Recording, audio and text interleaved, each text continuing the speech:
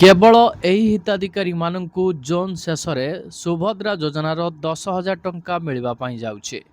ଏମାନଙ୍କର ନାମ ସୁଭଦ୍ରା ଯୋଜନାରୁ କଟିବା ପାଇଁ ଯାଉଛି। ସୁଭଦ୍ରା ଯୋଜନାକୁ ନେଇ ଏବେ ବଡ଼ ଘୋଷଣା ଜାରି ହେଲା। ସୁଭଦ୍ରା ଯୋଜନାର ହିତାଧିକାରୀମାନଙ୍କୁ ଜୁନ୍ ଶେଷ ସୁଦ୍ଧା 10,000 ଟଙ୍କା ମିଳିବାକୁ ନେଇ ଚର୍ଚ୍ଚା ହେଉଥିବା ବେଳେ ବର୍ତ୍ତମାନ କେଉଁ ହିତାଧିକାରୀମାନଙ୍କୁ ସୁଭଦ୍ରା ଯୋଜନାର କିସ୍ତି ଟଙ୍କା ମିଳିବ, କେଉଁ ହିତାଧିକାରୀମାନଙ୍କର ନାମ କଟିଯିବ, ଏହାକୁ ନେଇ ସୁଭଦ୍ରା ହିତାଧିକାରୀଙ୍କର ପ୍ରଶ୍ନ ରହିଛି। ଯେଉଁ ହିତାଧିକାରୀଙ୍କର ଆବେଦନ ପରେ ଯାଞ୍ଚ ପ୍ରକ୍ରିୟା ସମାପ୍ତ ହୋଇଛି ଏବଂ ତା ସହିତ ଇକେୱାଇସି ସମ୍ପୂର୍ଣ୍ଣ ହୋଇଛି ଏବଂ ଆଧାର କାର୍ଡ଼ ସହିତ ବ୍ୟାଙ୍କ ଆକାଉଣ୍ଟ ଲିଙ୍କ ରହିଛି, ଡିବିଟି ସକ୍ରିୟ ରହିଛି, ସେହି ହିତାଧିକାରୀଙ୍କ ବ୍ୟାଙ୍କ ଖାତାକୁ ସୁଭଦ୍ରା ଯୋଜନାର କିସ୍ତି ଟଙ୍କା ପହଞ୍ଚିବ। କିଛି ହିତାଧିକାରୀଙ୍କର ସୁଭଦ୍ରା ଯୋଜନାରୁ ନାଁ କଟିଯିବ। ରାଜ୍ୟ ସରକାରଙ୍କ ତରଫରୁ ବଡ଼ ନିଷ୍ପତ୍ତି ନିଆଯାଇଛି। ଏହି ହିତାଧିକାରୀମାନଙ୍କର ନାଁ କାଟି ଦିଆଯିବ। ଯେଉଁ ହିତାଧିକାରୀମାନେ ଆବେଦନ କରିଥିବା ସମୟରେ ଆଧାର ନମ୍ବର ଭୁଲ କରିଛନ୍ତି, କୌଣସି ତଥ୍ୟ ଦେବାରେ ଭୁଲ କରିଛନ୍ତି କିମ୍ବା ତାଙ୍କର ଆଧାର କାର୍ଡ଼ ସହିତ ବ୍ୟାଙ୍କ ଆକାଉଣ୍ଟ ଲିଙ୍କ ହେଇନାହିଁ, ଆଉ ଆପଣମାନଙ୍କର ଡିବିଟି ସକ୍ରିୟ ନାହିଁ, ତା ସହିତ ଇକେୱାଇସି ସମ୍ପୂର୍ଣ୍ଣ ହେଇନାହିଁ, ତ ହିତାଧିକାରୀଙ୍କର ବ୍ୟାଙ୍କ ଖାତାକୁ ସୁଭଦ୍ରା ଯୋଜନାର କିସ୍ତି ଟଙ୍କା ଆସିବାରେ ଅସୁବିଧା ସୃଷ୍ଟି ହେବ। ସେମାନେ ଯୋଗ୍ୟ ହୋଇଥିଲେ ମଧ୍ୟ ସୁଭଦ୍ରା ଯୋଜନାର କିସ୍ତି ଟଙ୍କା ପାଇପାରିବେ ନାହିଁ। ହିତାଧିକାରୀମାନଙ୍କ ପାଇଁ ଗୁରୁତ୍ୱପୂର୍ଣ୍ଣ ସୂଚନା ରହିଛି। ଇକେୱାଇସି ଯଦି ଆପଣମାନେ ଅପଡେଟ୍ କରିନାହାନ୍ତି କିମ୍ବା ଏପର୍ଯ୍ୟନ୍ତ ଆପଣମାନେ ଇକେୱାଇସି କରିନାହାନ୍ତି, ତାହେଲେ ଆପଣମାନେ ସୁଭଦ୍ରା ଯୋଜନାର କିସ୍ତି ଟଙ୍କା ପାଇପାରିବେନି। କାରଣ ଇକେୱାଇସିକୁ ନେଇ ରାଜ୍ୟ ସରକାରଙ୍କ ତରଫରୁ ଗୁରୁତ୍ୱପୂର୍ଣ୍ଣ ଦିଆଯାଉଛି। ଇକେୱାଇସି ପ୍ରତ୍ୟେକ ହିତାଧିକାରୀମାନଙ୍କ ପାଇଁ ବାଧ୍ୟତାମୂଳକ ରହିଛି। ଯଦି ଆପଣମାନଙ୍କର ଇକେୱାଇସି ଫେଲୁଅର ହେଇଯାଇଛି, ତାହେଲେ ଆପଣମାନଙ୍କୁ ପୁନର୍ବାର ଇକେୱାଇସି କରିବାର ଅଛି, ଯେଉଁଟାକି ଆପଣମାନେ ଷ୍ଟାଟସ୍ ଦେଖିଲେ ଆପଣ ଜାଣିବାକୁ ପାଇଯିବେ। ଷ୍ଟାଟସ୍ରେ ଆପଣମାନଙ୍କର ରି ଇକେୱାଇସି ଲେଖାଯାଇଥିବ। ଯେଉଁମାନେ ଇକେୱାଇସି କରିନାହାନ୍ତି ସେମାନଙ୍କର କେବଳ କେୱାଇସି ପେଣ୍ଡିଂ ରହିଥିବ। ଯେଉଁମାନେ ଇକେୱାଇସି କରିଛନ୍ତି ସେମାନଙ୍କର ଇକେୱାଇସି କମ୍ପ୍ଲିଟେଡ୍ ଲେଖାଯାଇଥିବ। ଆପଣମାନଙ୍କୁ ଆଉ ଇକେୱାଇସି କରିବାର ଆବଶ୍ୟକତା ପଡ଼ିବ ନାହିଁ। କିନ୍ତୁ ଆପଣ ଷ୍ଟାଟସ୍ ଚେକ୍ କରିବେ, ଯଦି ରି ଇକେୱାଇସି ପେଣ୍ଡିଂ ରହିଛି, ତୁରନ୍ତ ଆପଣମାନଙ୍କୁ ଇକେୱାଇସି କାର୍ଯ୍ୟଟିକୁ ସମ୍ପାଦନ କରିବାର ଅଛି, ନଚେତ ଆପଣ ସୁଭଦ୍ରା ଯୋଜନାର କିସ୍ତି ଟଙ୍କା ପ୍ରାପ୍ତ କରିପାରିବେ ନାହିଁ। ସବୁଠୁ ଗୁରୁତ୍ୱପୂର୍ଣ୍ଣ କଥା ହେଲା, ସୁଭଦ୍ରା ଯୋଜନାର ଯେଉଁ ଯୋଗ୍ୟତା ମାନଦଣ୍ଡ ଗୁଡ଼ିକ ରହିଛି, ସେ ଯୋଗ୍ୟତା ମାନଦଣ୍ଡ ଅନୁସାରେ ଯେଉଁ ମହିଳାମାନେ ଆବେଦନ କରିଛନ୍ତି ସେହି ମହିଳାମାନଙ୍କର ଯାଞ୍ଚ ପ୍ରକ୍ରିୟା ସମ୍ପାଦନ କରାଯିବ। ଯେଉଁ ମହିଳାମାନେ ସୁଭଦ୍ରା ଯୋଜନାର ଯୋଗ୍ୟତା ମାନଦଣ୍ଡ ବାହାରେ ରହିଛନ୍ତି ସେମାନେ ସୁଭଦ୍ରା ଯୋଜନାରୁ ବାଦ ପଡ଼ିଯିବେ। ସେଥିପାଇଁ ଆପଣମାନେ ନିୟମିତ ଭାବରେ ଆପଣମାନଙ୍କର ସ୍ଥିତିକୁ ଅନୁଧ୍ୟାନ କରିବାକୁ ପଡ଼ିବ। ଜୁନ୍ ଶେଷରେ କେଉଁ ତାରିଖରେ ଆପଣମାନଙ୍କୁ ସୁଭଦ୍ରା ଯୋଜନାର କିସ୍ତି ଟଙ୍କା ମିଳିବ, ରାଜ୍ୟ ସରକାରଙ୍କ ତରଫରୁ ଯେଉଁ ଘୋଷଣା ହେବ, ସେହି ଘୋଷଣାକୁ ଆପଣମାନେ ଅପେକ୍ଷା କରିବା ନିହାତି ଜରୁରୀ। ସୁଭଦ୍ରା ହିତାଧିକାରୀମାନଙ୍କର ବଡ଼ ସମସ୍ୟା ମଧ୍ୟ ସୃଷ୍ଟି ହୋଇପାରେ। ଆପଣମାନଙ୍କର ଛୋଟିଆ ଭୁଲ ଯୋଗୁଁ ଆପଣମାନଙ୍କର କିସ୍ତି ଟଙ୍କା ମଧ୍ୟ ଅଟକି ଯାଇପାରେ। ଯେମିତି ଆପଣମାନଙ୍କର ଇକେୱାଇସି ଅସମ୍ପୂର୍ଣ୍ଣ, ଡିବିଟି ନିଷ୍କ୍ରିୟ, ଆପଣମାନଙ୍କର ତଥ୍ୟ ଭୁଲ ଯୋଗୁଁ ଆପଣମାନଙ୍କର କିସ୍ତି ଟଙ୍କା ଅଟକି ଯାଇପାରେ। ଜୁନ୍ ଶେଷ ସୁଦ୍ଧା ଏଇମାନଙ୍କୁ ସୁଭଦ୍ରା ଯୋଜନାର 10,000 ଟଙ୍କା ମିଳିବା ପାଇଁ ଯାଉଛି।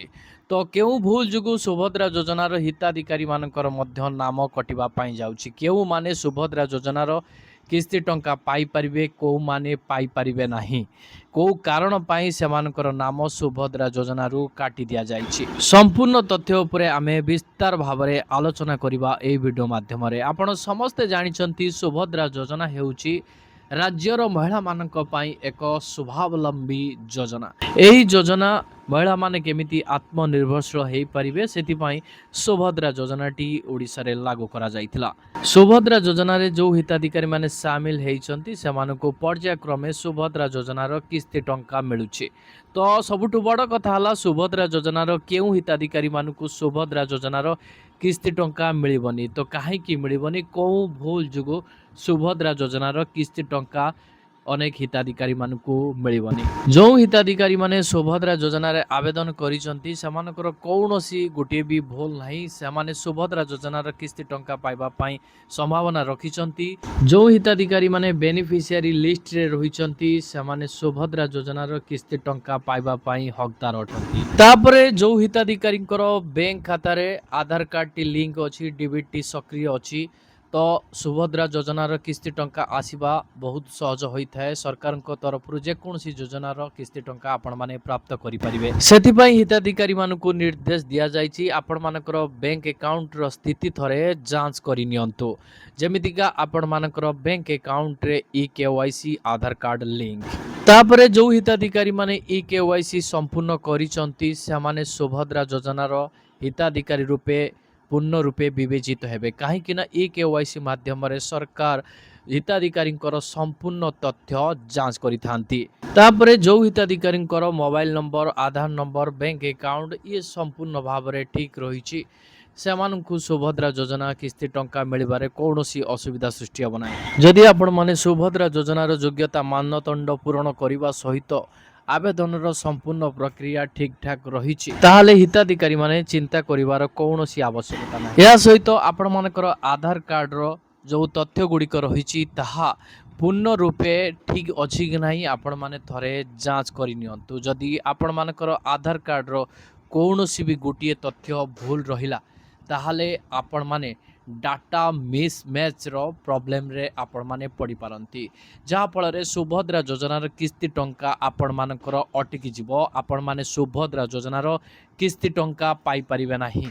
ବ୍ୟାଙ୍କ ଆକାଉଣ୍ଟର ଯେଉଁ ଆଧାର କାର୍ଡଟି ଲିଙ୍କ ହେବା ପାଇଁ ଯାଉଛି କିମ୍ବା ଆପଣମାନଙ୍କର ଆଧାର କାର୍ଡଟି ଆପଣମାନଙ୍କର ତଥ୍ୟ ଅର୍ଥାତ୍ ହିତାଧିକାରୀଙ୍କର ଯେଉଁ ସୂଚନା ଦେଉଛି ସେହି ସୂଚନାଟି ଭୁଲ ହେଇଗଲେ ଆପଣମାନେ ହିତାଧିକାରୀ ତାଲିକାରୁ ବାଦ ପଡ଼ିଯିବେ। ତା ସହିତ ଆବେଦନ ଆପଣମାନଙ୍କର ଅନୁମୋଦନ ହେଇପାରିବ ନାହିଁ। ଯେଉଁମାନେ ନୂଆ କରି ଆବେଦନ କରିଛନ୍ତି ଯଦି ଆଧାର କାର୍ଡରେ କୌଣସି ତ୍ରୁଟି ପରିଲିଖିତ ହେଉଛି ତାହେଲେ ଆପଣମାନଙ୍କର ଆବେଦନଟି ରିଜେକ୍ଟ ହେବା ସହିତ ଆପଣମାନେ କେବେ ବି ସୁଭଦ୍ରା ଯୋଜନାରେ ସାମିଲ ହେଇପାରିବେ ନାହିଁ।